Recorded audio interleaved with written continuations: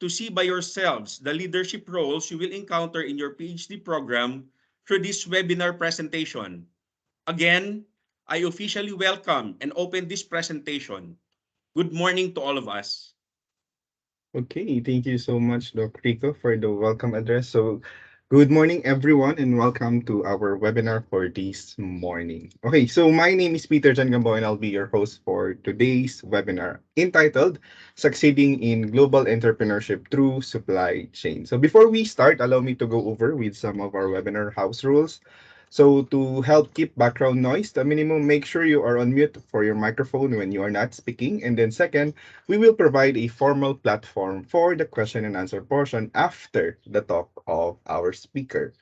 So we're done with our welcome address. So with that, to provide the opening remarks and introduction to our guest speaker, we now call on Mr. Samuel J. Pasha. Thank you. First, allow me to express my thanks to everyone who exerted their utmost efforts to make this event possible, to all the webinar committee members, all attendees and facilitators today, our course professor and advisor, Dr. Rico, and of course, our speaker as well. Thank you for sharing the time. If I haven't mentioned it yet, it's only around 5:56 a.m. here in Dubai, but she took the time to wake up really early just to be with us, budding academics and future business leaders. So, the webinar today features a global entrepreneur as our resource speaker who will share her experiences on how to be cognizant of the challenges of global entrepreneurship and the opportunities in a rapidly growing market. Today's webinar is, of course, utilizing the university's platform to virtually present and disseminate the seminar. And the speaker today will talk about the topic succeeding in global entrepreneurship through supply chain. I really consider ourselves very lucky that she took the time to be with us. And I have the honor to introduce our guest of honor and speaker for today's event. Our speaker is a supply chain professional with over 26 years of progressive success in international supply chain. She is an expert in cost effective supply chain management, vendor and project management within Fortune organizations and the biggest Middle Eastern conglomerates and business groups. She has delivered synchronized end-to-end supply chain approach through strategic models, closely mirroring business plan to dramatically optimize ROI and manage risks. Designed and manage heavy industry manufacturing and develop retail online and offline supply chains. She has built and moved warehouses within the United Arab Emirates and abroad, including China, Sudan, Iraq, United States of America, and Europe, as well as an expert in network design. Her career has taken her to over 30 countries, and she has worked for major corporations such as Carrefour, General Mills, Legrand, Chalhoub Group, Majid Al Futtaim, Toyota, Ford, just to mention a few. She has made the transition from being an employee to entrepreneur in 2019 when she founded ENY Consulting, a boutique supply chain consulting firm that offers limitless supply chain services to companies across Europe, Middle East, and Africa. ENI Consulting has partnered with and provided services to companies such as Carrefour, Emerald, MedSupply, Duval, DP World, among others. Nissrine has provided and continues to provide supply chain expertise in the region over the past 16 years, whether as a consultant, supply chain director, and now as an entrepreneur. And without much ado, it is my honor to welcome and to introduce to you my former boss, my mentor, and my friend, Miss Nisreen Elqobai, Chief Executive Officer of ENY Consulting.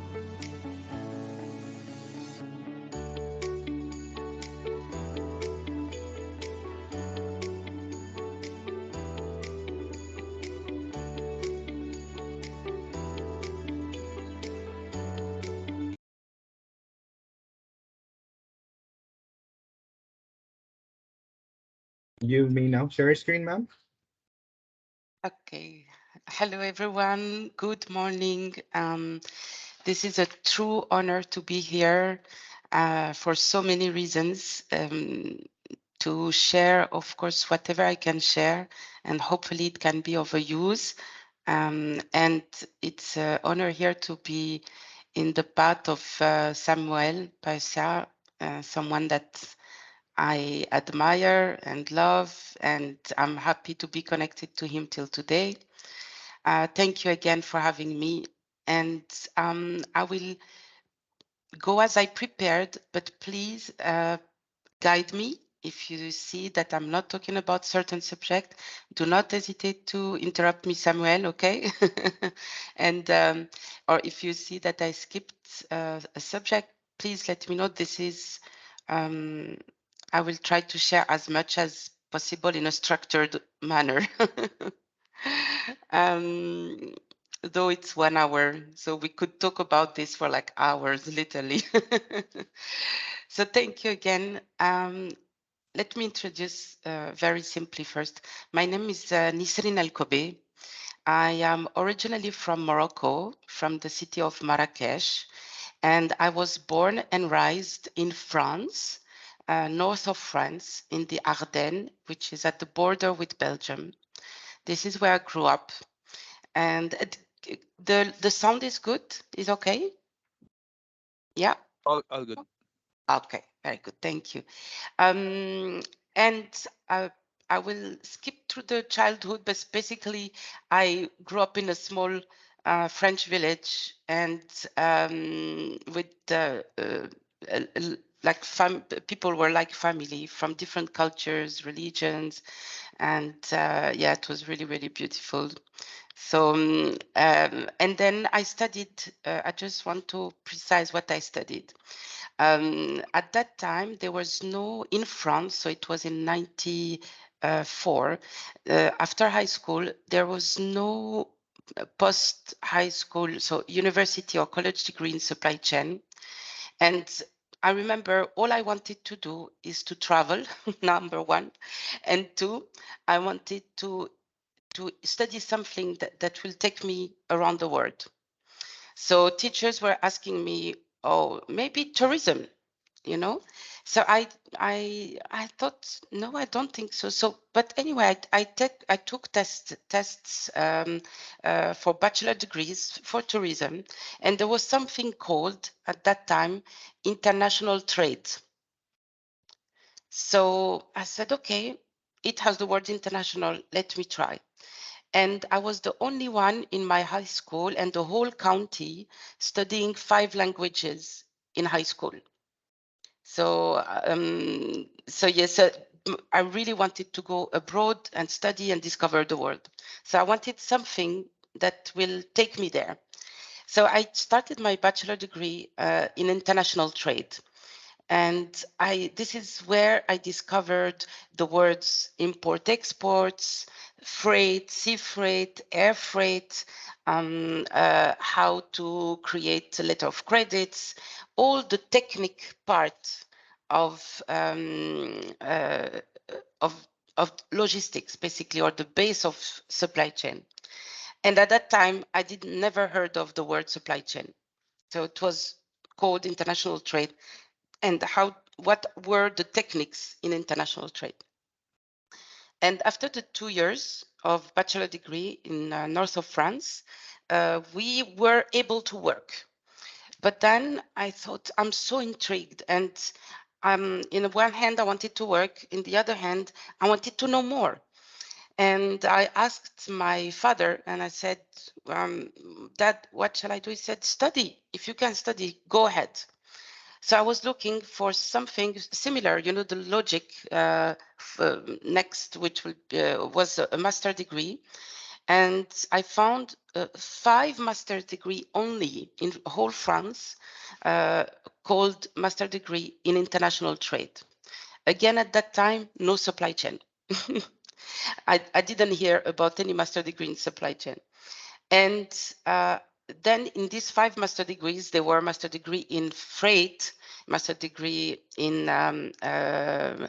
international trade specified in purchasing, something like that. So I applied to all 5 of them, and I was accepted, and I choose one. It's in Paris, called Master Degree International Trade in the Paris 8 University. And it was just open like 2-3 promotions ago. So I started to study, and for me, first it was a big move from the countryside in France to Paris. Huge move. And the master degree was really, really heavy. It started 9 a.m. in the morning till 9 p.m. in the evening, including Saturdays. So it was very heavy, a lot of courses. And I was really surprised to see courses about geopolitics, how culture influence supply logistics or international trade, sorry, at that time. I was really surprised by all this. Really, these 2 years was tough, but I enjoyed. I'm having chills now. I'm telling you that because I really loved it. It opened my mind, and I did the second year. They introduced a new course called supply chain. I was like, what is that? So of course I took it, and I was really curious, and I wanted to know more about it. And it was in addition of all the courses, but I had to know. And it started really to little by little blew my mind how international business was like so many details, and how it was influenced by so many things, not only technically but mainly by cultures and borders and geography. So very, very interesting. And of course, at the end, I did my my presentation and my, the big file at the end of the master. I presented, and I didn't want to stop there. They were just, I think, 3 or 4 post-master degree in supply chain. So it was called supply chain now. And there is, and is still today, only one center, research center on in supply chain in France. And I applied without having a hope I will be accepted. And thank God I was accepted. So it was in the University of Aix-Marseille 2 in south of France, in the city of Aix-en-Provence. And the day they accepted me, I simply cried. I couldn't believe I was accepted. I really, that year, this is where like supply chain had, it was a boom in my brain.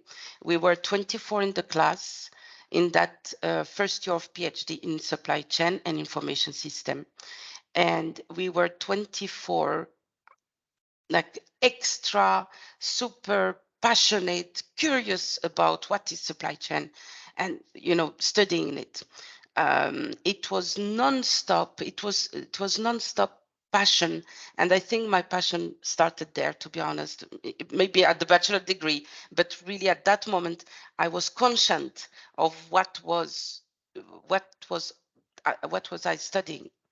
And it was a really, really beautiful year. I'm still in touch with the people who studied with me because we love what we do. And at the end, almost at the end of the year, I said, okay, I still want to travel and I still want to do my PhD.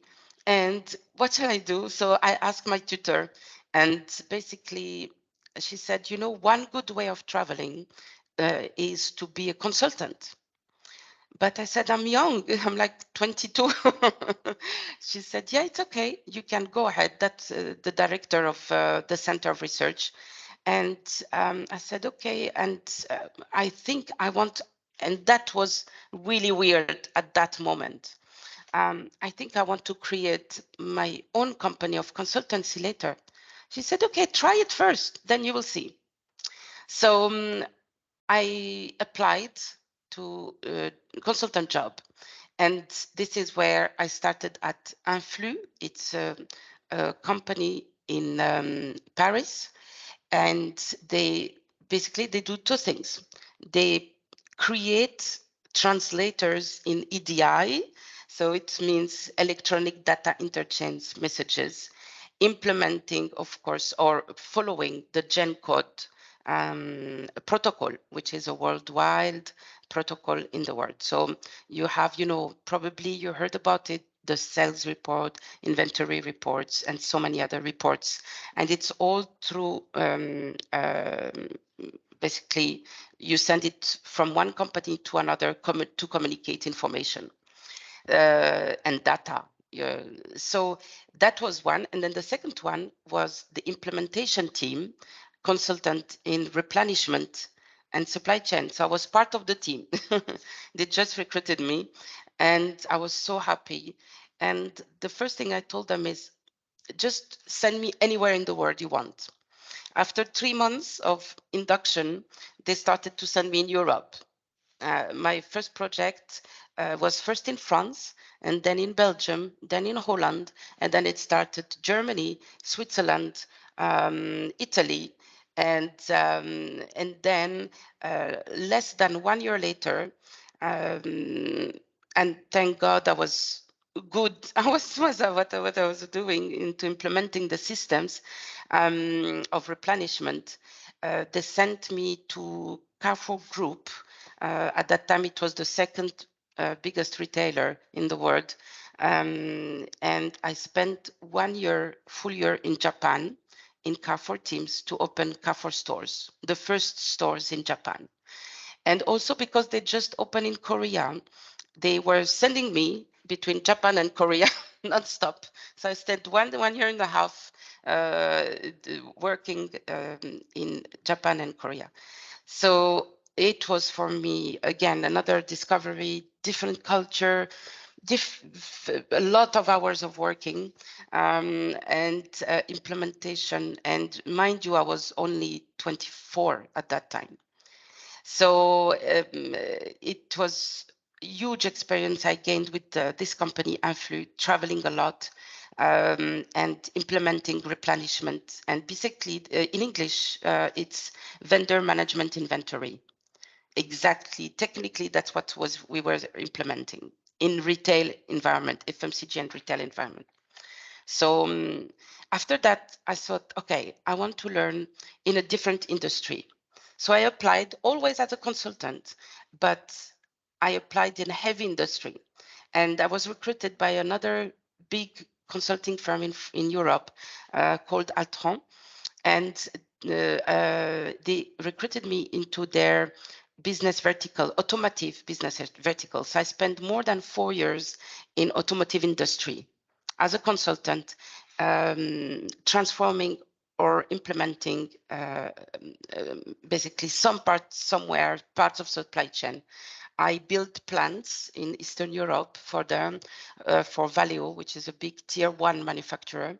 I built warehouses in US, removed warehouses in France, moved plants, very, very heavy. And in automotive industry, one thing you cannot do is stop the line, production line. If you stop for 1 minute, this is millions of dollars disappearing. So I did send few helicopters here and there because something went wrong, or the supplier is late, or the wrong piece, the wrong part, etc. So, but very challenging. I learned a lot. I worked around the clock, very tough. And after that, during that period, one headhunter contacted me from Dubai in 2006. And I said, okay, that's weird. At that time, I was in Slovakia at the border of Ukraine, building a plant for automotive industry from scratch, from zero, ground zero. And I said, I didn't believe it at the first, but then they said, we are recruiting a supply chain consultant it's an American company in Dubai.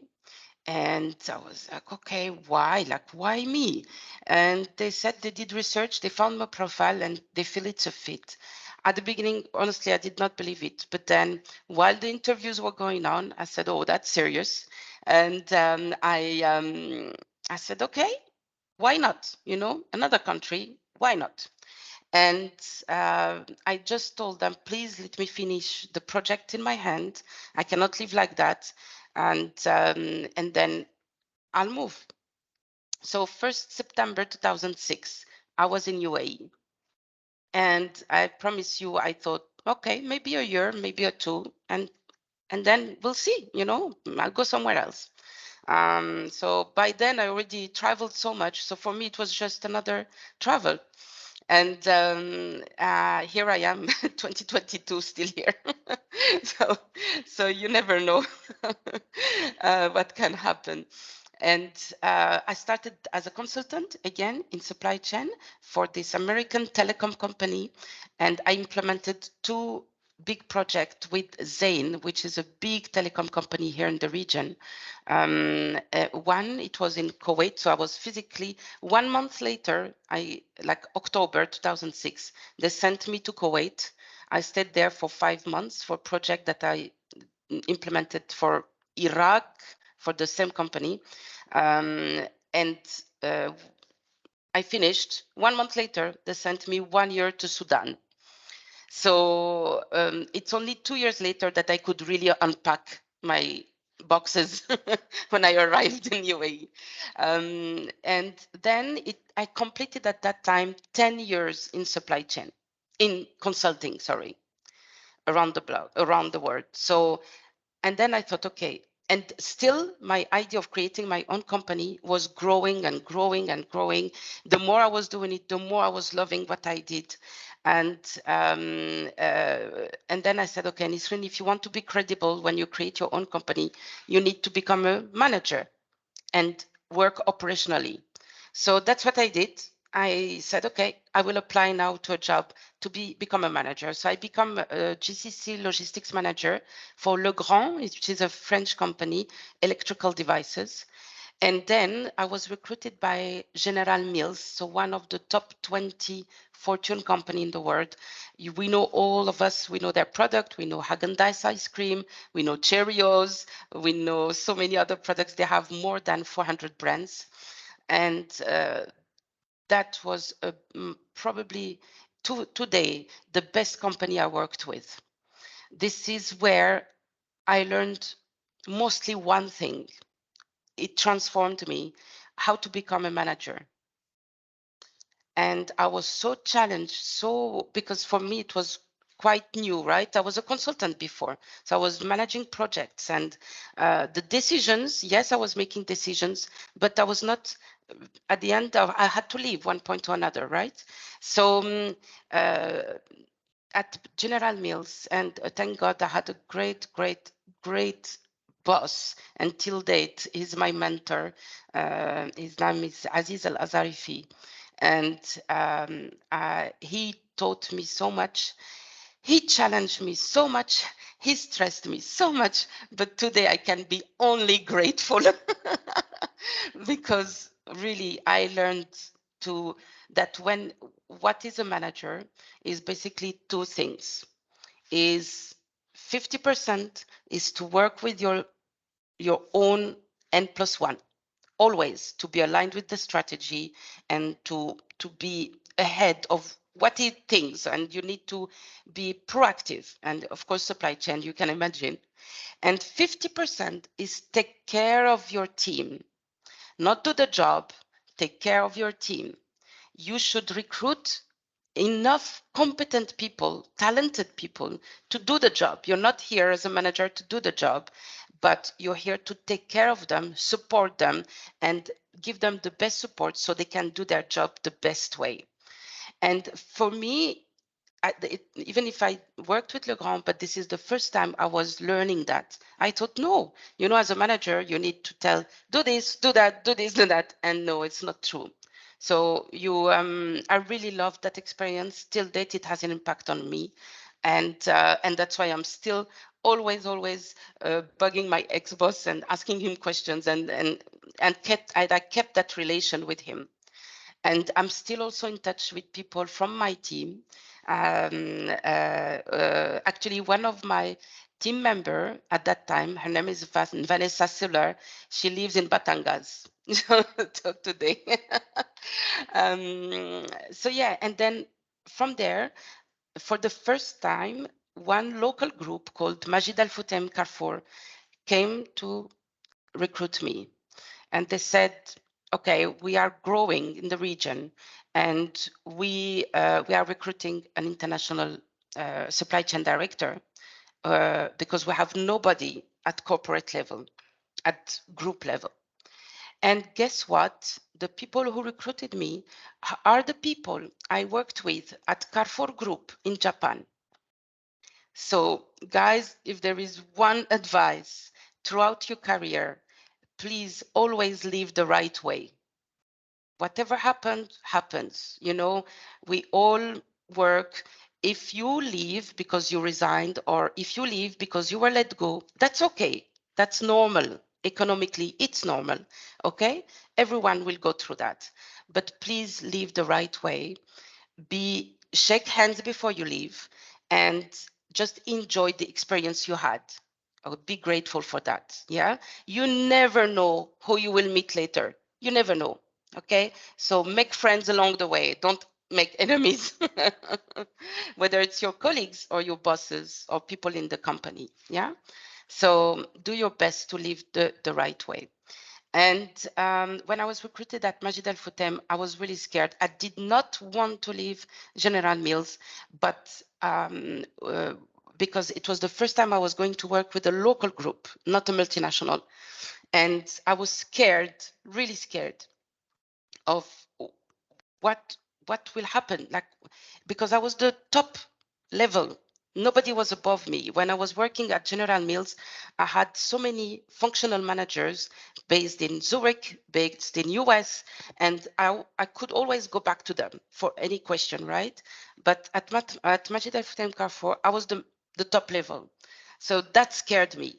You know, who would I talk to if I have a question in supply chain or problem?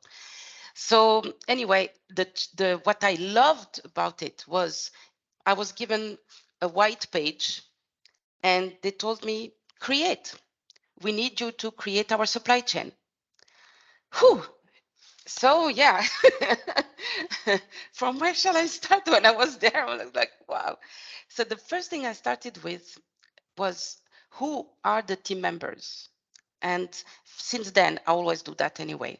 Who are the team members? Who are in supply chain? Who studied supply chain? Who ended up in supply chain because they just started to work there? And learn my team and understand my team.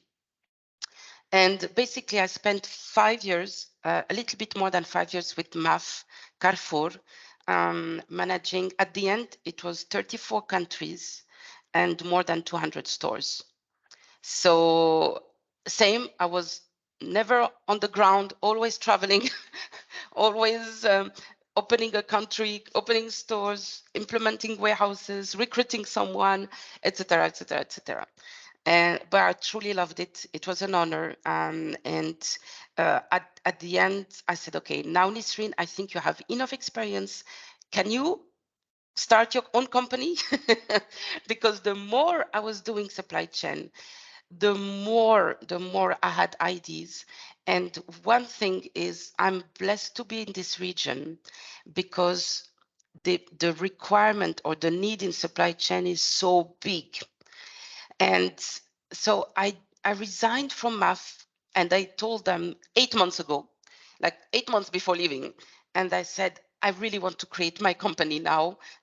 I feel this is time, and I want to start it. So again, I left the right way. And guess what? Majid Al Futem Carrefour is my customer today. So again, very important. I can't emphasize it too much, please. And I took a pause of 4 months. I love Asia, so I came to Asia to learn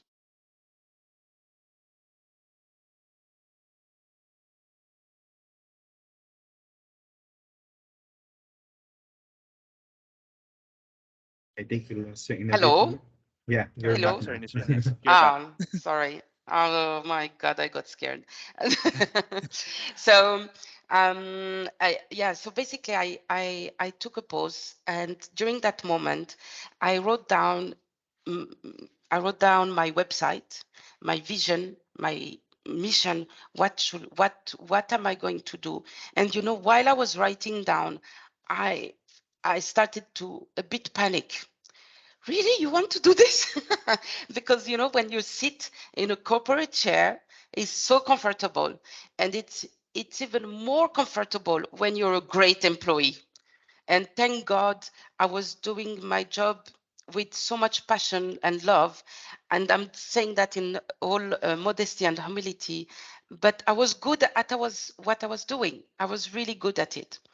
And when I was writing and preparing to create my company, I really freaked out a little bit. I got scared. From where and how will I start? And simple things also, oh, I need to build my website. Who will build my website? How much it will cost me? And this and this and that.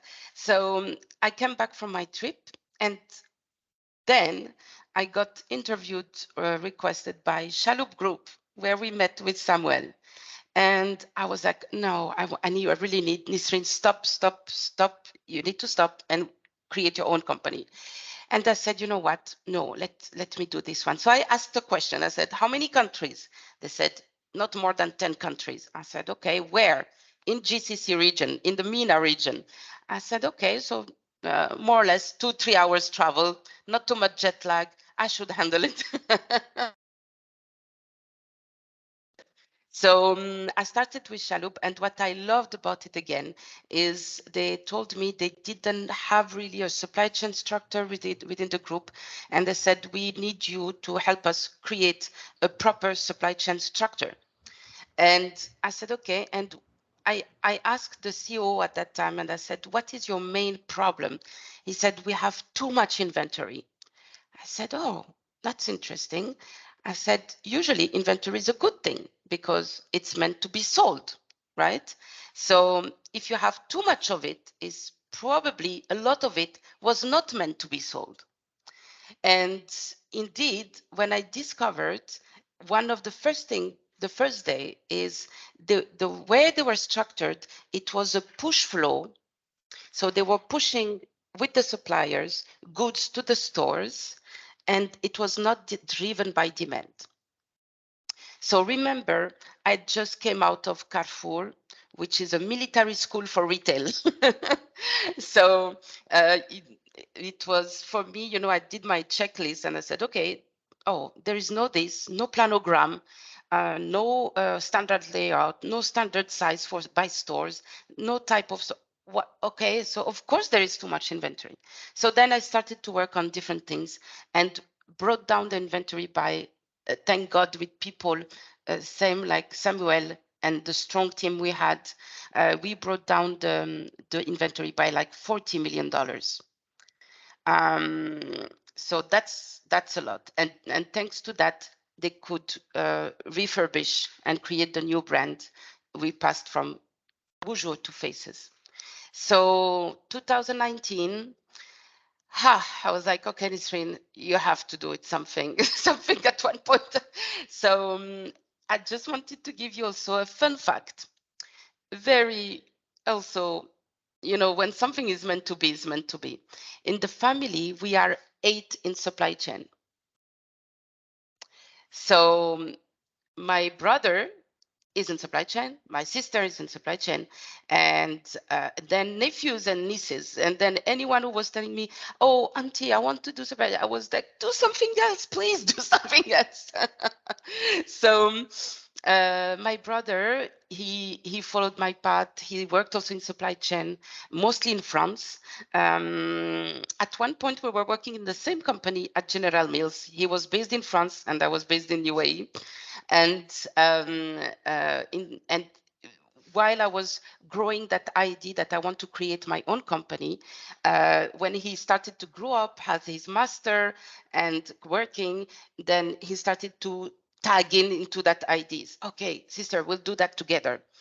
And for your information, ENY Consulting means Elqobai, Nissrine, Youssef. It's just an acronym of our names. And so 2019, I'll make it short, but we won 3 projects, 2 in Morocco and 1 in France. At that time, my brother is based in France. So we decided to take it and create the company at that moment. We said, okay, let's create this company now, and that's it. Stop going backward, you know. So in 1 week, so I planned. I mean, the master plan was here, but micro plan, I did not plan to do it at that moment. So in 1 week, we created the company in Morocco, and we said, okay, we'll start there. And we started this project. Is 2 projects in automotive industry and 1 in beauty. And my brother was in charge of it because he was based in France, right? So he was based, and I told him, okay, I'll join you. Give me 3-4 months. I'll move back to Morocco. So I left at that moment Chaloup, January 2020, and my plan was to go to Morocco March, April. So I got married in between. I have a son, and we thought, let's move there. And then COVID came. Lockdown. We couldn't go anywhere, and we that was really hard on me, guys. Very, very hard on me, because all the plans were changed. And what am I going to do now? So I want to give you the truth, because it's not always, you know, shiny and bling bling, and it's a lot of pain. And at that moment, I had really 2 months where it went black, dark, and I said, okay, what I'm going to do now? I cannot move out of the country. We planned that, so now I don't have a job. What am I going to do? And my husband told me, Nissrine, you know what? Anyway, we plan to create down the line, few years later, ENY Consulting Dubai. Let's do it now. Let's create it now. I said, well, okay, but we said Morocco first, Africa first. Yeah, but you know, things change. So now let's adapt. Okay, let's do it. So we started to create in June 2020, ENY Consulting Dubai. And so much happened from there to then. And I really want to tell you that if I did not love what I do, supply chain, like crazy love, like, you know, you stay at 11 a.m., 11 p.m., 2 a.m., 2 p.m., any time of the day, and think of a supply chain problem. If I did not love what I do, I probably would have stopped and go back to work somewhere. So really, the second thing I want to share with you is, whatever you do, even if you want to open a bakery, even if you want to open a garage, even if you don't love what you do, there is no way you will stick to it. And let's say your parents open their own business, and they're forcing you to do it. If you don't love it, you will not be good at it. If you don't like what you do, you will at one point you will just, because you're lying to yourself, right? So at one point you can't live like this. You will be very miserable. And that's sad. We have only one life, and life is so short. So really, the second thing I want to share with you is, please always do where your heart is. Okay, follow it, whatever it is. You know, even if you studied something but you end up doing another thing, doesn't matter. As soon as you're happy and excited, and every morning you're happy to go, and even if you work tons of hours, and even if you wait for a meeting under the sun somewhere, even if it's painful, you're still enjoying it, then that's what you need to do, you know? So really, I wanted to tell you these details so you know from where it started when I studied. And then I chose to be a consultant because I at that time in 99, I wanted to open, I had already that blur idea that I want to open my own consulting firm, and then I started my journey. And then you have a vision, but of course you never know what will happen in the world. So I would say probably 5% is your vision, and I'm generous here. The rest is life. The rest, life will take you there. It will take you from one country to another, one experience to another. But what I want to tell you also is try as much as you can, okay? Not to lose focus. You know, even if you make a big detour, and try not to lose focus of what you want to do, okay? So and took me almost like 20 years before I started the company. So I have big detour. It makes sense. I worked as a consultant, worked as a manager. I wanted to have this credibility, because today when I have a customer in front of me, I understand their pain. I know what they're going through. I know how much difficult it is to recruit talented people. I know how much difficult it is to convince your boss of something. So I know that process, and this is helping me a lot today in my sales process. So when we started the ENY consulting here, so one thing I'm good at is supply chain. Okay. One thing I did not know I will be exposed to it that much and so much is sales and marketing.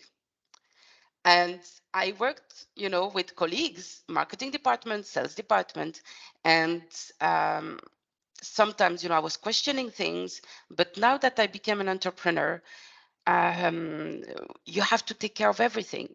And, when you are comfortable in your seat as an employee, you think, I'll go out there, I'll find customers. Well, that's not that easy. And I have a huge network here and around the world, huge network. But really, to convince someone, to influence someone, is not easy. And now I remember when we had those trainings, when I was working, how to influence someone, how to convince someone. Well, you know what? Yeah, I should have taken much more courses in that matter, because you have to be good in sales. And again, I want to insist on the second point I told you earlier. If you don't love what you do, there is no way you will sell it. You cannot sell that service, you cannot sell that product, because at the end, you are dealing with a human being. That human being feels, that human being knows that if you are true or you're not true. And if you are playing or just making the thing for money is not a good reason. You have to do what you want to do because you care. And that's very important word for us. Today, the main reason I'm doing what I'm doing is because I don't want to do it for only one company as an employee. I want to do it for many companies. And I was frustrated just to do it for one employee. I loved, and I'm so grateful I had these experiences, but I wanted to do more. And today, one thing our customer says is, we love that you care about us. And the way we implement supply chain, parts of it with the customer, the first thing we do is to listen to them, is to see how is their team, how are they evolving. And if we feel, it's not the right way to implement something, we don't, because it will fail. It won't work. So at the end, it's all about people, connecting with people, caring about them, and helping them. Supply chain is a technical way to help them manage manage better their business, increase margins, have less out of stock, have less inventory or better inventory, etc. Deliver to the customers, etc. So, but at the end, you have to care about your customer the same way you cared about your boss, the same way you cared about your teacher, the same way you cared about your parents, same way. So it's very important. And that care, I learned it from my family, from my mom and dad. So they taught me how to always care about people. Always. And I'm so grateful. Now it makes sense to me. Now I can see clear. Now I understand all the things that I learned throughout the way. So, and I think also what is very important to understand is I believe, and again, that's my humble experience. Please don't take my word as granted. It is me, but we are billions of people on the world, and I'm sure other people will have other experiences. So that's really based on my experience. I traveled so much. I traveled more than 40 countries. And what I noticed is what was important for me, the more I was traveling, the more I was, because at the beginning of my career, I was thinking, okay, I come, I implement this, I implement that, I implement, just in time, Kanban, 5S, this. But the more I was working with people, and the more I was sometimes hitting a lot of walls, the more I understood that business culture is very important. So when I go to Japan, I have to, and I learned that the hard way, but I have to adapt to the culture, what I'm going to say and what I'm going to implement. When I go to France, it's different culture, different of working manners. I have to adapt it. When I go to US, it's different. When I go to Iraq, it's different. When I go to Greece, it's different. So now again it makes sense because I'm working as in my own business, right, consulting, and it has a huge place. Connecting with people, whoever your customer is, understand their business, understand their pain, understand the culture of the country, and understand the culture of the company will influence a lot how you will help them. And it's very, very, very important. Also, I want to share with you that I believe wherever you are, the transition between employee to entrepreneur is painful. It's really painful. So, and the only thing that can hold you is you love what you do. Otherwise, you can't hold it. You can't sustain. You'll go back to working. So you go back to working for a company, even for a lesser job, or because you just want the comfort of that, or you don't want really to do what you love. So it doesn't matter where you are, in Philippines, in China, in US, in UAE, going through that process is really painful. Today, I can tell you two things transformed me as a human being. One is when I became a mother, I discovered another Nissrine, another person, another level of being patient, and another level of pain, really, that transformed me completely. And second, when I started this company, because I'm still pushed to limits.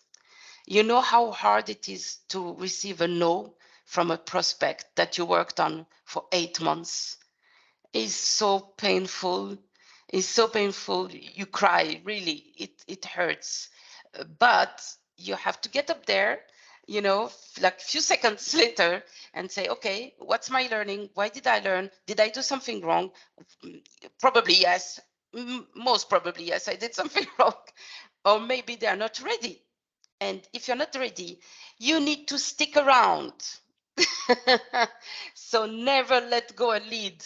Always stick around, unless of course the scope is not right at all. But then you did not scope it well, and you worked 8 months with no target, right?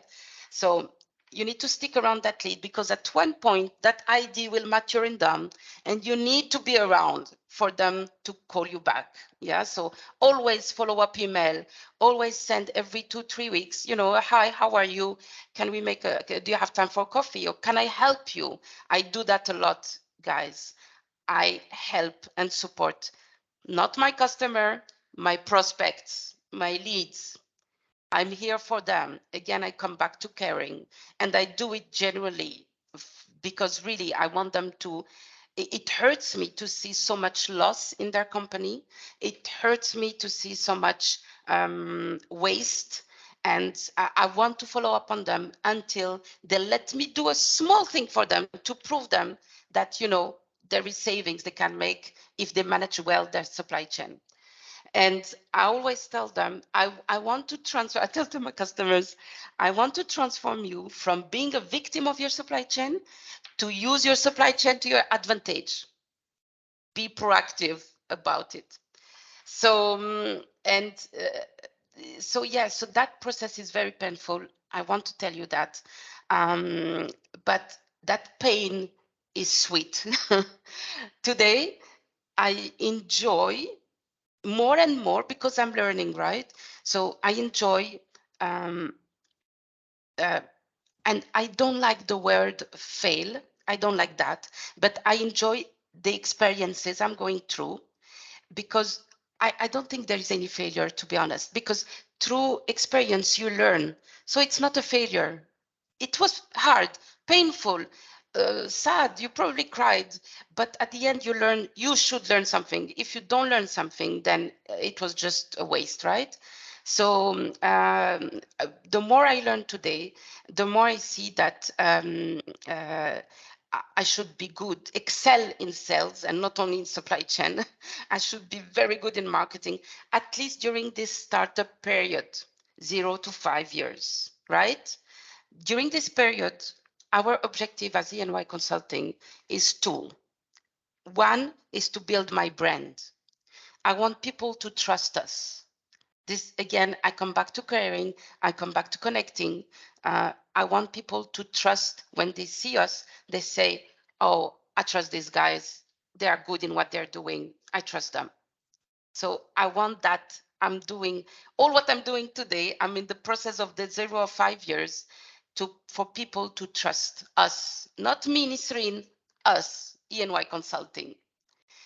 And the second thing is to build a financial base, right? Is to fill your pipeline with projects and strong leads. So you build your financial base, right? So when you build your financial base, hopefully at the end of the 5 years, we should be here still, hopefully. And then the next step is to scale up. Scale up is recruit more people, recruit business development, people who are really good at sales, not like me, people who are really good in the marketing, not like me. And this should take the company to the next level, right? Because really, I want also to tell you, I know because I'm not a salesperson technically, right? I know that I don't know the techniques the same way I'm a supply chain person. I'm not a salesperson and I'm not a marketing person. So I learned, right? I'm learning. And because of that, I know that something who should take me 1 month is taking me 6 months because I'm learning. And that's not my core business, right? So as soon as we can build that financial base, immediately I will recruit experts, people, talented people who can do that much better than me. So that's what I believe are the important points. I really hope there's so much more to say, but I really hope I gave valuable information. And I don't know, maybe Samuel, is there any questions here? You want me to stop here or continue? I can. We have the time, all the time in the world for you, Nisrin. Actually, until you still have an hour if you want to, but you can. If you have anything else to share, we're very much willing to listen. Yeah, and please, Sam, don't hesitate to ask me questions again. Yeah, if there is Yes, yes. something, or the I team of course. to ask questions. Yes. Myself, I already have some questions in mind, but I'll reserve that for later. Okay, I'll continue a little bit, and Yes, then yes. I'll let you guys. I hope I'm not boring you. No, not at all. um, You know, earlier I told you I wrote down when I took a break the vision and the mission. That was very difficult to write down because, okay, I want to be a consulting. I want to build my consulting firm. Huh. What makes me different from Ernst& Young, from Boston Consulting Group, from Accenture? Why am I different? Why people will come to me? Why? This took me time to figure it out, guys. It took me time. It was, you cannot just bring the expertise, okay? It has to be something special. And it's weird for me to tell you that because it sounds, you know, yeah, but I promise you, a few years later, earlier, it was not clear to me. Like, how am I bringing something different to the table?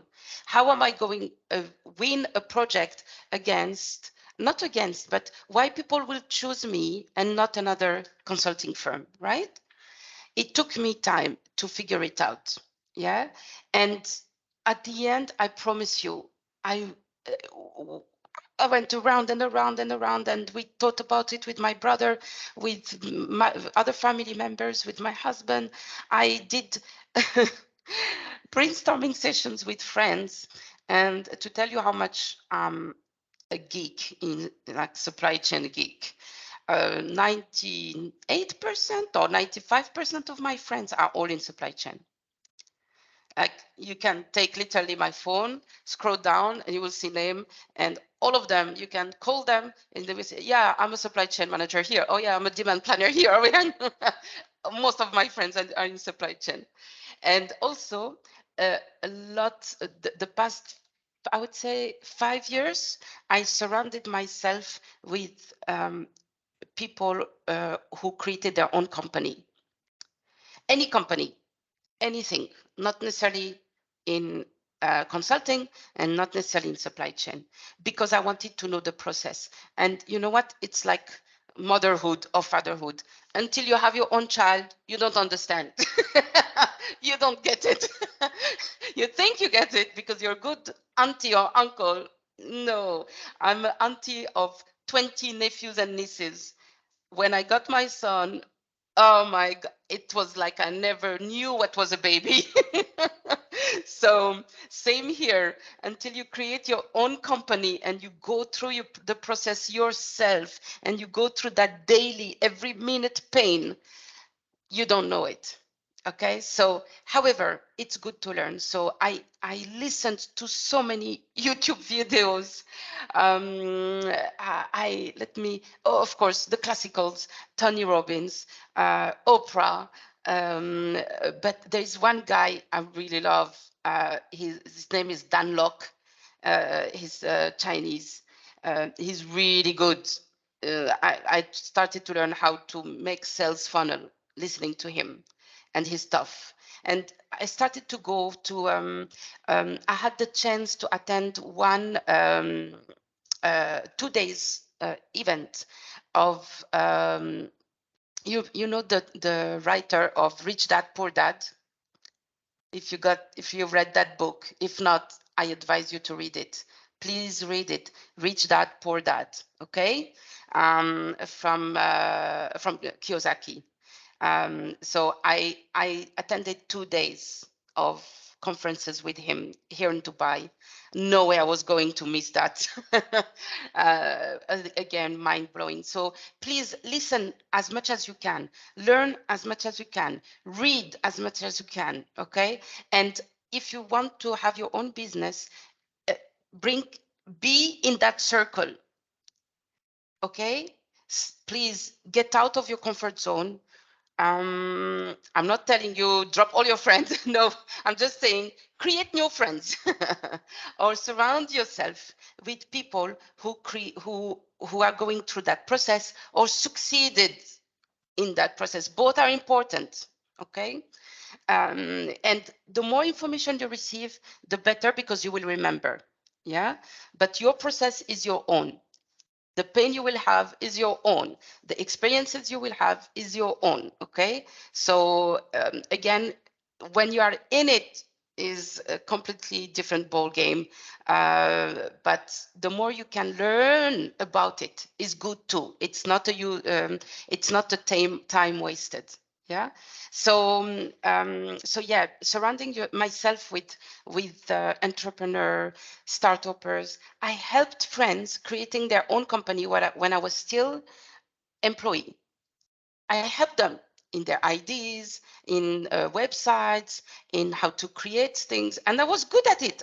That's why, you know, I really got fooled by myself because I thought, the day I do it for myself, I will be okay.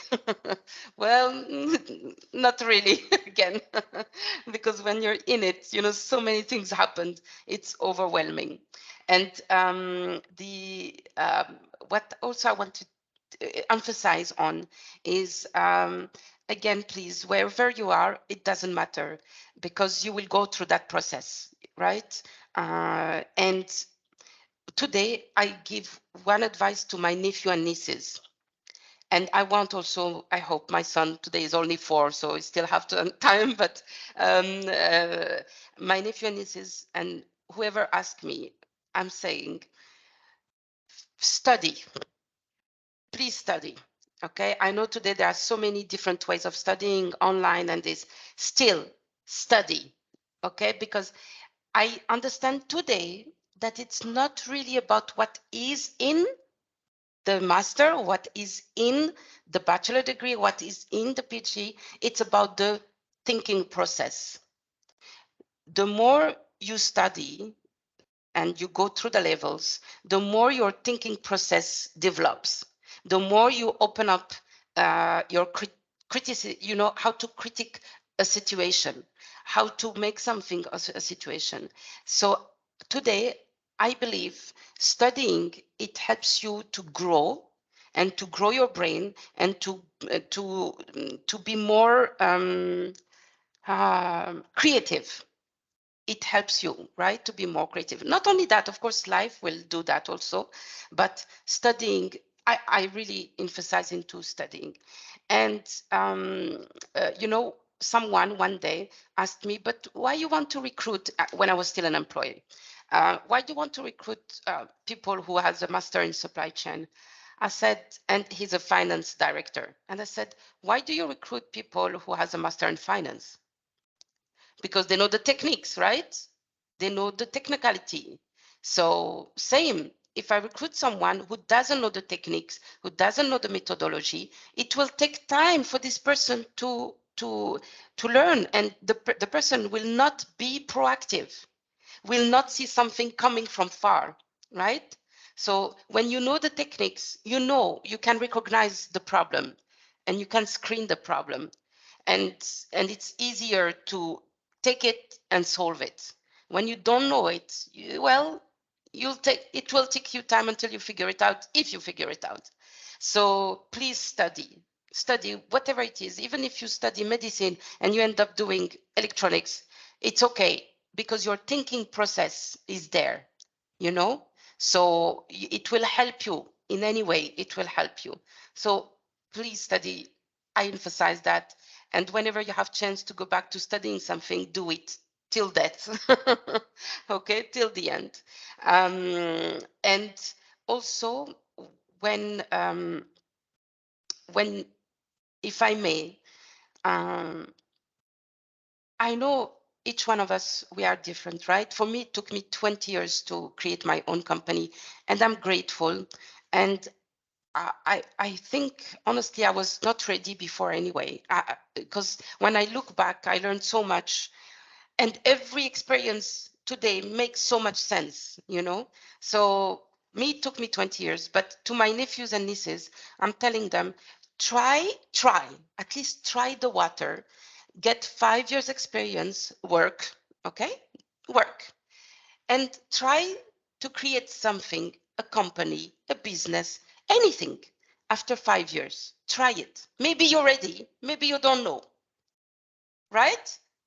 So don't wait, is also what I learned. Maybe try as early as possible. If it doesn't work, continue to work, right? And then wait a little bit. If you realize, oh, I still didn't learn this, so Okay, continue. Don't make excuses. If you feel you're ready, don't lie to yourself. Jump. There is no good time. You have to jump at one time. Yeah. Also, so that's one thing. One other thing I advise is, please don't wait too long.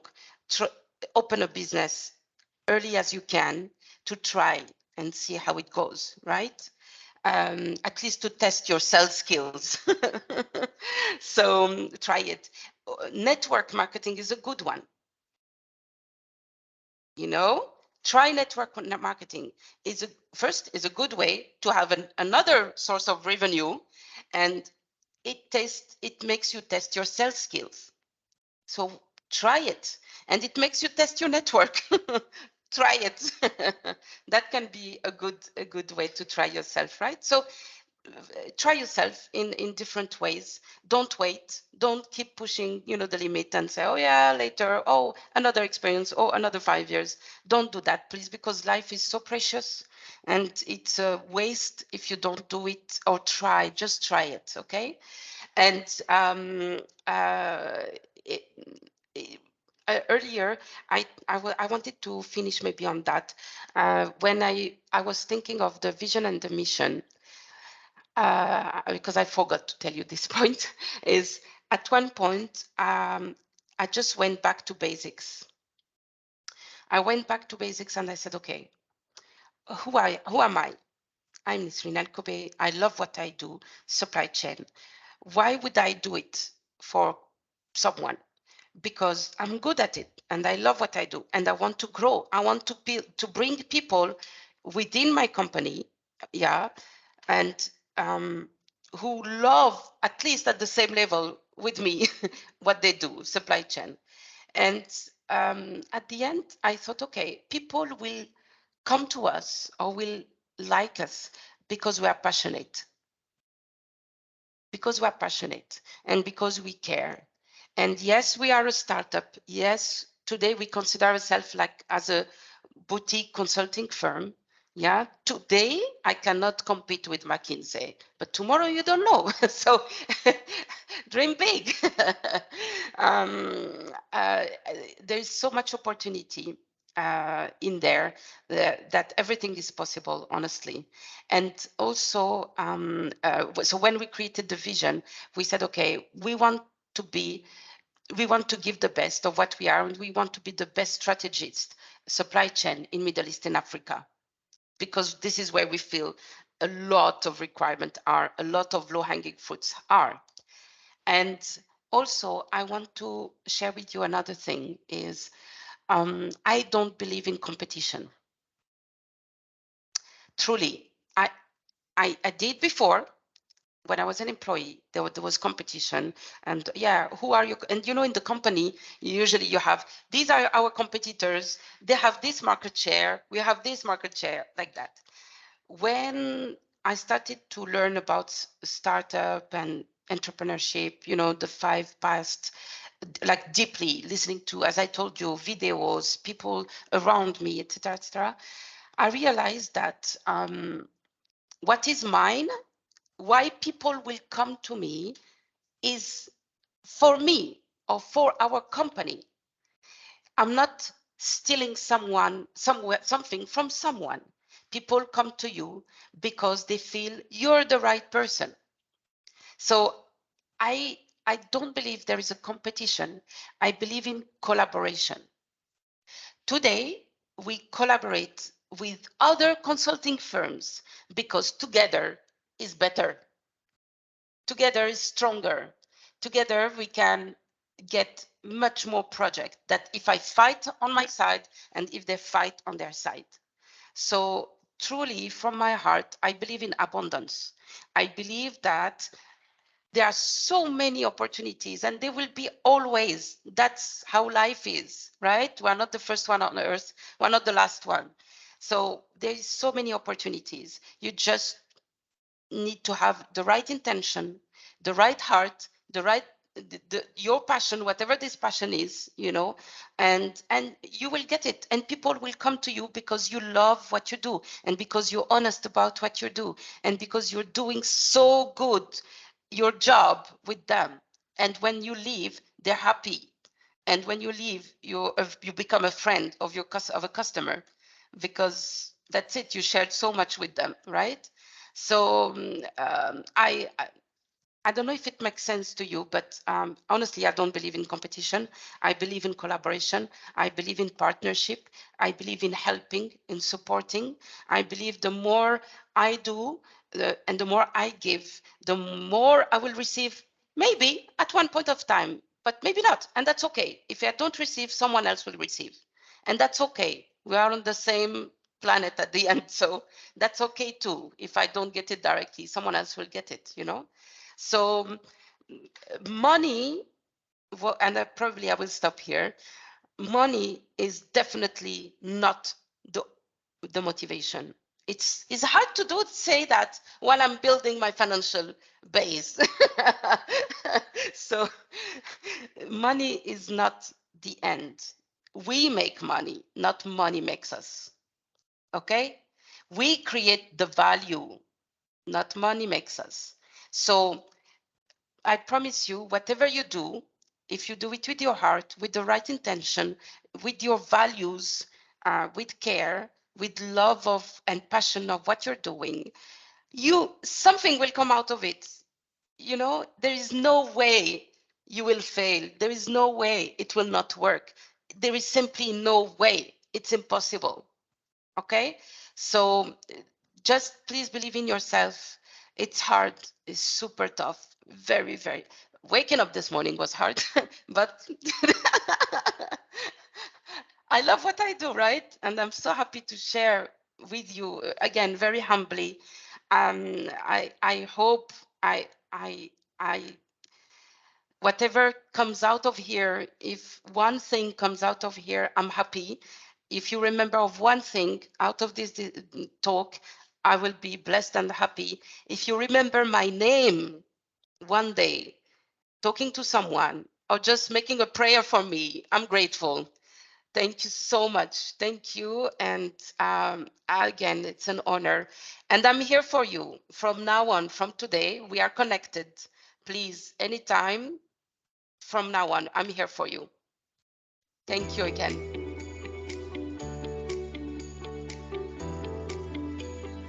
Okay, a round of virtual applause to our dear speaker. So thank you everyone, and thank you to our dear speaker for providing a very informative talk. I for myself, I've learned a lot from this talk because I am also a supply chain specialist. So I'm ignited with my own career path, and I enjoyed every bit of your talk, ma'am. So to proceed with our webinar program, we will now go to our question and answer portion. So the platform is now open to any question to our guest speaker. Go ahead, sir.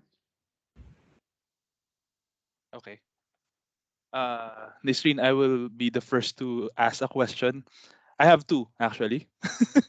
My first question is, given that you travel a lot and you're not always grounded in the past, uh, except now that you're always here in Dubai, obviously for obvious reasons because you're building a business. Which place do you call home as an entrepreneur and as a person? Which place do you call? Which place do you consider as your home? And my second question will be: you said your parents raised you to become who you are today as an entrepreneur. What is your advice to parents like me, new parents like me?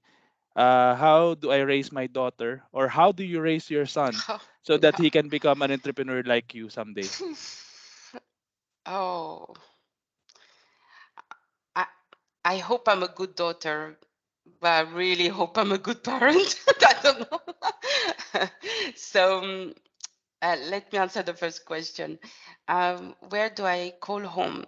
Um, you know, um, I'm I'm so blessed. I had my parents who they are.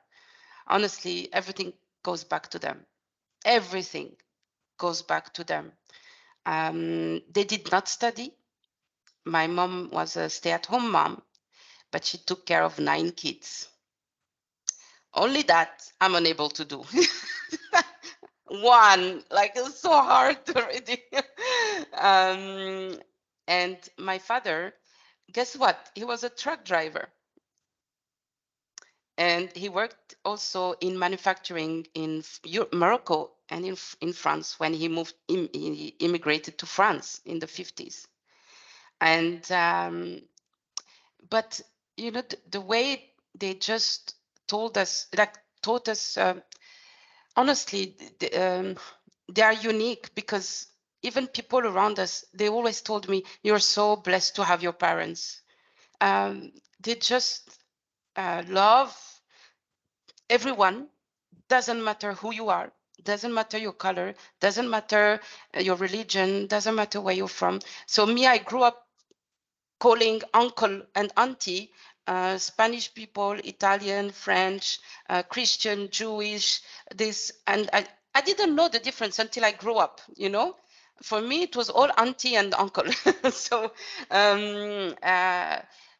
I think that already gave a base to have an open mind, you know. It gave me a base to, there is no boundaries. I think I'm still learning, Samuel, how to be a good mom. But for me, if there is a few things from my parents, they did not teach me how to hate or dislike or criticize or downgrade any other person or culture. And I think this already opened up, you know, so many things in me. And you were having people, like the door of our house always open. And also, I don't come from a rich family. My father used to be working as a labor in a manufacturing metal manufacturing plant in north of France. So very tough job, not paying very well, and he's part of the first generation of migrants in France. Yeah, after the war, World War II. So we were not rich at all. We were like below average, poor, you know, and 9 kids. I mean, imagine. And I promise you, I never felt I was missing something. Maybe abundance came from here. I never felt. Um, uh, my father was the first Arab guy in our county to send his daughters abroad. He sent me to UK for 2 weeks. I was 11 years old. Today, I don't know if I can do that, honestly, Sam. I don't know if I can do that. Let go my son when he's 11 and travel. How, you know, how much faith you must have, how much love you must have to do that. How much, and I'm a Muslim, but God is God, right? So how much faith you must have in God to let go of your children, you know, and say, he's in your hand or she's in your hand. So this what and for me, this is home. My mom and dad are home. My dad passed away last year. It's still very hard for me. And today I'm trying to, he had a beautiful life. And today I'm trying to learn from him not being here, what I still can learn from him. Okay. He's a lovely person, my mom too. And I'm a Moroccan, born in France. And then I started to travel. So honestly, today I feel wherever you feel good is your home. You know, God gave us this planet. Um, wherever you feel good, wherever you feel safe, wherever you feel loved, this is home. Today, I feel safe in UAE. I love UAE. I feel home here. You know, if tomorrow I have to change, I'll change, and that's okay. You know, my home is 200 plus countries. Anywhere I feel good, anywhere I feel safe, anywhere I feel loved, anywhere I feel pushed, and UAE is a very good country for that. It's, you know, I always say UAE is a startup company. They are here only since 50 years. So everything is creating here. Everything they do, try, do again, fail, do again. So if you are a startupper, come here, you will enjoy it. UAE is a really beautiful country, safe, which as a mother is very important. And I love the values of UAE too, you know, that nothing is impossible. Everything is possible. Actually, we made it our tagline, anything is possible. And I love this country for that. Everyone respects each other because the country and the leaders push you to respect each other. You cannot not respect people here, whether they wear a scarf, whether they're red, yellow, whatever, you must respect people, right? So I really respect this country, love this country. I feel I have, maybe it's weird or maybe, but I feel I have a role to play. I hope maybe I have a seat to put here in terms of supply chain or human being, I don't know. And yeah, so home, my parents, and the world is home, wherever you feel good. Yeah, so that was one. And then as parents, today is very stressful. You know, Samuel, as I said earlier, you don't know it until you are a parent. You don't know it until you are an entrepreneur. And, you know, that scare of, oh, he's gonna fall, oh, he's sick, oh, he has 40 of fever. Oh my God. So but I always try to say, okay, I'm not perfect, right? We are not perfect, so I will make a lot of mistakes with him, but what I learned from my parents is they never forced me into anything. They never forced me into anything, even religion. They taught me, and I accepted it. They taught me, they never forced me. And I don't want to force my son into anything. I want to give him support. You know, God gave me this miracle. I'm just a vessel. I want to give support to him as much as possible. And then we'll see, you know, I'll give him support till I die. And then we'll see. I cannot force him, right? It will be so selfish. So from day one, he was born, I had to be conscious that I have to let go. He's growing. You'll have to let go of your son or daughter, right? Because they're growing, right? That's hard. So support, just give support. Love them, hug them, kiss them. Yeah, give the maximum you can. Don't force anything into them. Yeah, don't force. I don't know. I'm still learning. Okay, thank you so much for that, ma'am. Another question would be coming from Sir Tensiman. Hi. Good morning, ma'am. It's a warm morning. Um, you had a transition from an employee to an entrepreneur, right? And I believe when you're an employee, you have identified some opportunities, and I believe you have done a SWOT analysis when you have you made a business, right? So my question is about the traits.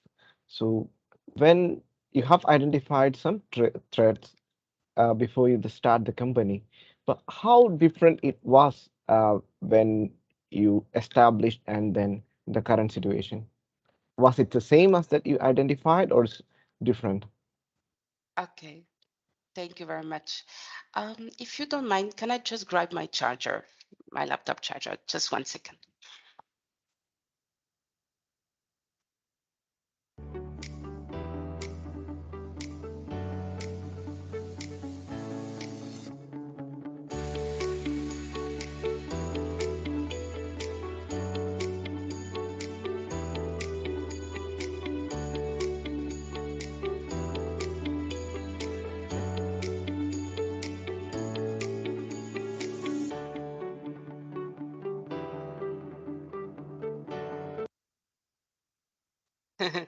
Thank you. Sorry for that. So, you know, like I told you at the beginning, when we wanted to create the company, we analyzed, you know, what are the consulting firm here in UAE in the region, And also because I had, thank God, I had that experience in consulting, so I know how it is, I know the approach, I know how to look into it, etc. So at that time we were like, okay, so how do we position ourselves, as you said, kind of SWOT analysis. But what I realized today is it's non-stop, okay? Because everything can change from one moment to another. Actors, players, geography, life, COVID, wars, anything can change. So, and this is life, right? Today is not the same as yesterday, and tomorrow will be different. So what I'm learning now is nothing is written in stone. Today, I'm taking in consideration different parameters, but tomorrow you don't know. You don't know. So you need to reevaluate every now and then. You need to take your own pulse every now and then and check what's going on. So, and while today what's happening is while we are growing, I really, this year is completely different from last year. And this year we discovered some strength we're having we didn't think of before. And we start to using this strength. So I would say the same as life is not stagnant. Entrepreneurship is not stagnant. It's always ever changing. You know, actors change, people change, economy change, situation change. So you change, right? So I would say, please reevaluate always. Today, 6 months ago is already way too old. So always reevaluate yourself. And one thing also that made me realize that is, you know, before we used to build strategy plan for 10 years, right? 10, 7, 5, 3, then you have the annual plan. Today, 10 years is way too far because we realize, I think, you know, it was always here. We're just realizing not everything is in our hand. So today, if you do a good plan on 3 years and then you break it down into 1, 2, and 1 and 6, and then monthly, that's already very, very, but at least it gives you a vision, right? You can do also a 10-year plan, but it gives you a vision, a target, but always reevaluate yourself. I learned that, and I'm still learning, you know, that don't stay comfortable in your chair. Something will come and push you off. Yeah, so reevaluate always. Okay, thank you Thank you so for much. that. So, do we have any questions more?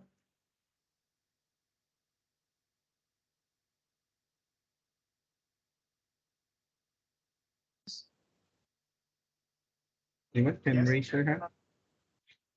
Yeah. Thank you very much for on the speaker. And I got a question about the warehouse and the plant. Okay, so if you are an entrepreneur, you got 1 million USD dollar about the investment budget, $1 million. Cannot hear. Sorry. I think we'll. And you got. Can you repeat, please? I think we lost you for a few seconds. Okay. Wait, sorry, the signal. It's okay. Yeah. You got 1 million US dollar, and you want to expand your business about the solar panel business. Expand business in France, or expand in US or Middle East. And what you will do at the beginning. first step, second step, and the third step. So if I understand well, sorry, because Sorry. it was cutting. So if I understand well, your question is, if I want to build a warehouse or a plant with solar panels, correct? Yes. Yeah, in France or US or any other country, what would be the first step? Yeah, yes. Okay, got it. I will do kind of a feasibility study. I will Yeah. see first, can you find solar panel in the country? How much it is? How much is in the installation? Because you know the solar energy is different maturity from one country to another, right? Some country it might be challenging to implement that. So maybe you will need more money because you need to bring the solar panels because they don't make it there or they don't sell it there, right? So look at the maturity of solar energy in the country. So that's part of your feasibility study, yeah? That maturity, does everyone use solar panel? Is is it become not normal and natural for people to use solar panel, or is it something that only few people use on their villas or on your plants or something like that? Because this will define your cost, how much it will cost you, right? This will define your cost of buying and implementing. Okay, and it will define your cost of maintenance. Do you have people who can maintain these panels in the country or in the city? So I would say do this feasibility study, always go at the end and walk backward. How mature is this country or this city into solar energy? And then say, okay, so now how much it will cost me to implement here? What are the local suppliers or external suppliers, etc. And then I think from there you can build it. And at the end, you should have enough information. And don't forget maintenance. Maintenance is very important. Right? You will have a cost of that, and you will see if 1 million is enough or not. Is that okay as an answer? Yeah. Oh, yes, thank you. And furthermore, I want to build a warehouse because as your experience, to build a warehouse, you need to find a land, maybe rent a warehouse or build a warehouse. And then basically, because in China, normally, if we rent a warehouse, if this industry is very, very popular, basically we rent a warehouse or we rent a plant. Basically, if we pay tax, it's free in some cities. It's free in some. But now I want to, because I want to expand business in Middle East, in Europe, because they have potential market. The market have potential. So very much. Rent warehouse. Can I talk or bargain with the local government to ask for some support, maybe a warehouse for free at the beginning, maybe at the beginning for 3 years or 5 years, maybe get some tax advantage. Yeah, it makes sense. I don't know. Yeah. Because, in US, it seems the government said they have a big budget for the new technology industry. They have big budget to support the small business. I know in Europe, in UK, they got this policy as well. Middle East, is make sense or? Yeah. So I agree with you. There is a lot of opportunities here in the Middle East and Africa. You cannot imagine the number of It's an ocean of opportunities, almost in every industry. It's booming because all the region is new. Middle East Africa, the countries are very young, okay? So they came out from colonization and now they start to form. Okay, and you have the new generation now also. So there is a lot of opportunities for sure. And please, if you come to Dubai, let's meet, okay? Um, uh, so in UAE, no, you will not have a warehouse for free, but you will, because you're an investor, they will help you in so many ways. You will have residency, you will have easy things, okay? But anyway, in UAE is easy, to be honest. It's quite easy here, right? To create your own company. What I would suggest, Yang, is if you're going to a new country, if you want to invest in a new country, and again, I don't know what kind of business, I don't know what you want to do, but just from my learning, yeah, lower your risk of asset. Okay, so maybe the first 2 years, 3 years, until you know the country, until you know your possibilities, until you know you have a good sales, funnel, and that instead of building the warehouse, instead of buying the warehouse, rent, take less risk. Yeah. So you can plug out anytime, right? So you have a lot of warehouses here, different warehouses, depend of the product you want to store there. But this also is easy to find.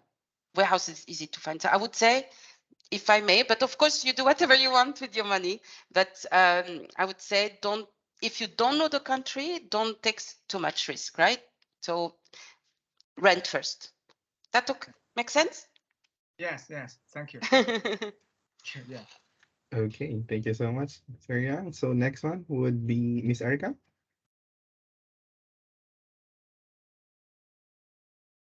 Okay, good morning everyone and good morning Miss Elqobai. So my question is as an entrepreneur, what do you think or the skills that are needed to be successful in supply chain management?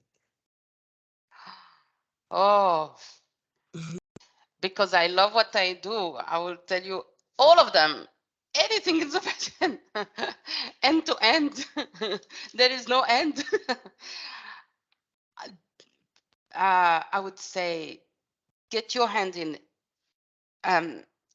Again, I truly love what I do. I'm really crazy about supply chain. So I don't know if I'm a reference, but learn anything. Try manufacturing, try demand planning, try supply planning, try vendor management, try purchasing, try procurement, everything. You have to try it. All equally are useful. All are changing today, by the way, because of technology. And, for example, I'm working with I'm a lot in contact with startups, and especially startups who are in artificial intelligence. And how can we use artificial intelligence in demand planning? The idea is, how can we use the talent of people for less manual work, more brain work? So how can we replace the manual work with artificial intelligence so people can use more their brain and their knowledge? That's the idea. So see, this few years ago did not exist, right? But now I'm continuing to learn on this. And I'm asking questions and this and that and that. So please learn as much as you can, because if I don't know if you're working in a company, but if you grow as a manager, you will have to know all of that to be credible. Plus, you don't know your next company where it will be, if it's a manufacturing plant and this and that. When I studied all the Lean Six Sigma knowledge, all of them in details. But last year, I recertified myself green belt because I thought maybe I forgot something. See, this is how much I love what I do. Maybe I forgot something. Let me refresh my mind. And I went through it again. You see? So please, as much as you can, learn as much as you can. I cannot tell you this part of supply chain is better than this part of supply chain. It will be like my son is better than my daughter. I can't. Everything is good in it. So, and again, if you grow in your career, you need to learn from everything and get experience as much as you can, of course, in each part. Is okay? Did I answer? Yes po. Thank you so much. Welcome. I think we have another question from Sir Kensuman. Hi, ma'am. And the question is, in the post-pandemic environment, business environment, we have a scarcity of many items. Example like electronics, right?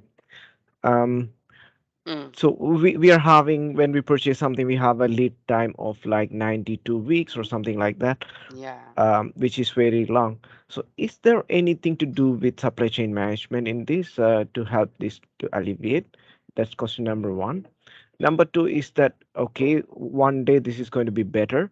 And then by that time, the current infrastructure of the world supply chain can manage that load or not.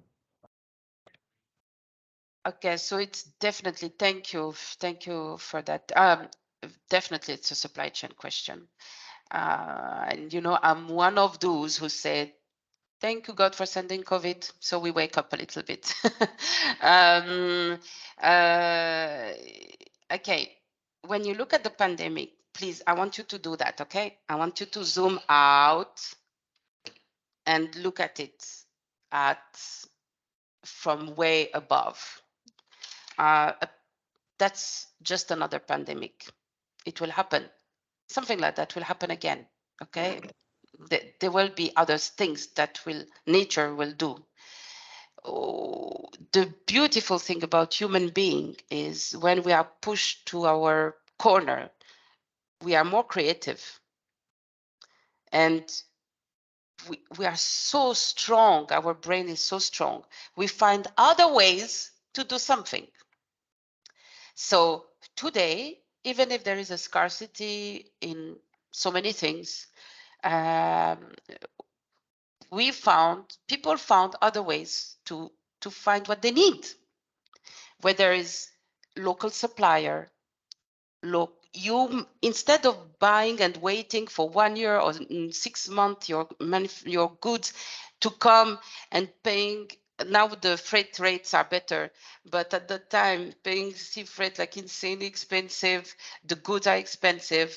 Well, if you put it all together, for example, if you invest in a plant in your own local environment, maybe it's the same. Make it temporary. You don't know. Maybe it's the same. Maybe it's more value. At least you lower your risk of not getting the goods. So definitely supply chain has a role. And that's why I love supply chain, because supply chain is not static. Supply chain depend completely of where you are, what's the economy, what's happening, the politics, geography, everything. And if you look at supply chain just as freight and logistics, that's a very minimalist. Supply chain is how do you manage everything from A to B, and from morning till evening. It includes time and distance and so many things. So this is definitely a supply chain challenge, but it will always be. It will always happen. It's again, if you zoom out on the COVID situation, other things will happen. It's just that we woke up, hopefully we'll remember, we woke up and we learned few lessons, right? So, and today there is one word you hear a lot: resilience. How is your business resilient? How is your company resilient? Well, the more you be proactive, the more you work on your plans, even if, in supply chain, there is a say, a forecast is always wrong. but it's better to do a forecast. A plan is better than no plan, right? So a plan is better than surprise. So be prepared, right? Be prepared, and just I think let's be less dramatic of what is happening. Let's think of it as it's normal. We need to adapt. Let's be creative. Let's see what's the situation. I need probably to localize my production. Maybe I need to delay my customization. Let's say if you bring this kind of boxes, yeah, but usually you ask the supplier, let's say from China, you ask the supplier, I want these in white, in black, in red, in all these colors, right? And now it has some difficulties because of the lockdown, the pandemic, etc., etc. So maybe you should bring all them white and paint them in your country. This, in that sense, you don't have a full stock of blue, a full stock of red, a full stock. You have a full stock of plain. So you minimize your risk, right? And then you can color as per the demand. So these few things happens, delayed customization, localization, etc. So I would say definitely supply chain is involved. And again, we are very resourceful human beings when we face a wall. So we'll find a way to go through it one way or another. Okay, thank you so much for that, ma'am. Another question would be from Mr. Fang. Raise your hand. Hello, can you hear me? Yeah. Yes, go ahead, sir. Okay. I have a question about this supply chain. At the pandemic period, you know, especially industry meet many problems. I have a question about the supply chain to the like fresh food, chemical raw material between different country, different district or region, or meet the long distance, different time. You know, at the we will meet like last Iran war or China and the United States trade war. How to handle this problem at this special period or time to how to deal with this problem about the supply chain problem. Wow, that's a big, big question. So many possibilities. Wow, we need another 2 hours, you and me, and talk about that. But let me try to tell you what I believe. Yeah. Well, first, there's a lot of politics, and that's well tough. That's very difficult, right? So, and that's why I'm telling you, supply chain is everywhere, and it gets influenced by everything. So, however, if we look at the economic size and industrial size, and so we work with different constraints, right? We can get this because the country is in war. We can do that, and this. Again, I will probably go back to same of what what I said to Mr. Ten Simon, is there's definitely, like, I would love to go in detail of what you're saying, especially if it's a very specific example, because it will depend of what product we're talking about, like where are you bringing it from, so many questions, you know, to understand more. But I would say the best maybe you can do if you are if you have so many constraints is try to localize, make it local, you know. You might not have everything. You might not have all the fruit and vegetable. You might not have all the goods, but you'll have something for the time being, right? So maybe you'll create something. So try to localize and see what you can do with that. Again, really, I have a lot of questions in my head that I want to ask you, because it depends on where you are, what product, etc., etc., etc. So it is very challenging. I know, I understand, but please get in touch with supply chain professionals to help and support. Okay, because there is always, Mr. Fang, always a solution. Always, you will find a solution. So, yeah, is that okay as an answer? Okay, thank you. Bugatti. Okay, so I think we are down with the last question, considering with the time. So I have my one question, ma'am, in terms of my one keynote here in terms of your points would be, you've mentioned do not lose focus on what you do, regardless of the detours. So how do you handle career detours, and how do you maintain being focused on your main goal then? Remembering every day, praying, and every day also you have to go through meetings and this. So some days, Peter, I just want to stay under the bed and I don't want to go out. I don't want to get up. I'm tired. Oh, I'm so tired, and it's hard. It's very hard, but it's so sweet because even a single email of thank you from a customer light up your day and keeps you going for months. So the reward behind this pain is huge, huge. And my focus is I want to give as much as possible from what I love, which is supply chain, to people around me. That's my way of giving back, right? So that's what I want to do. And that's why I share. And, actually, I'm also working with universities here in UAE, and for free. I don't ask for anything. God knows I need money, but I don't ask for anything because that's my part of receding, giving whatever I have as knowledge to the next generation of managers, right, or entrepreneurs.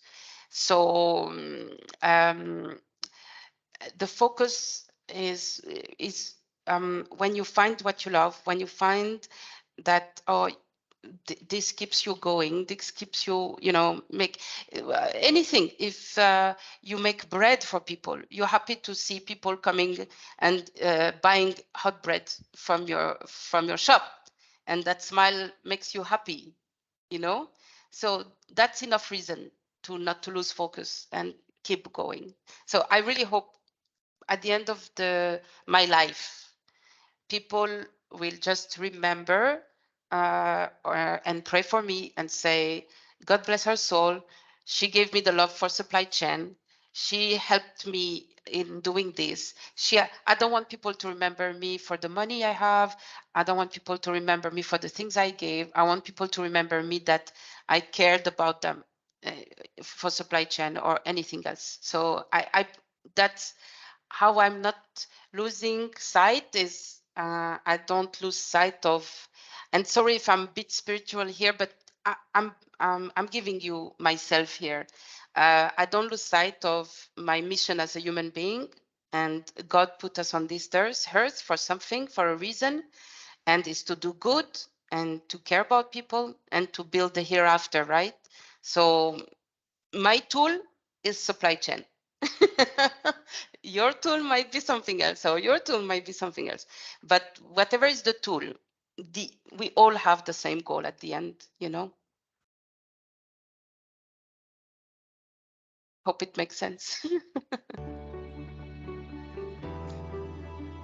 Yes, very much, ma'am. So, Thank you for that. And I think we, in the essence of time, we need to end the question from there. Although we have a lot of questions, and I believe Mr.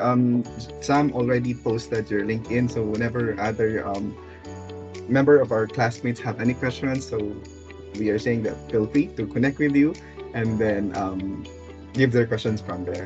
So in the essence of Please. time, yeah. So we need to continue with our program, and I think we are calling Miss Wang Yandang to award the certificate of appreciation to our guest and speaker. Oh, thank you. Oh. Oh, thank you. Thank you. Thank you. Thank you. Thank you. Thank you. Thank you. Go ahead, Miss Wang. Ay. For Miss Nissrine. Yeah, Mm. thanks for Miss Nissrine and share grateful knowledge and rich experience to push us to build on and be greater. And this is a certification of recognition. This certificate is probably present to Miss Nissrine Elqobai. It's great for acknowledging of our distinguished and invaluable service as guest of honor and speaker during the webinar of PHDM 85 batch 2022 with the theme succeeding in global entrepreneurship through supply chain, thereby contributing immeasurable to the prestige and success of the program. And also, please give Miss Nissrine and our team lead Samuel and our course professor Dr. Rico applause and also give ourselves the applause. Thank you.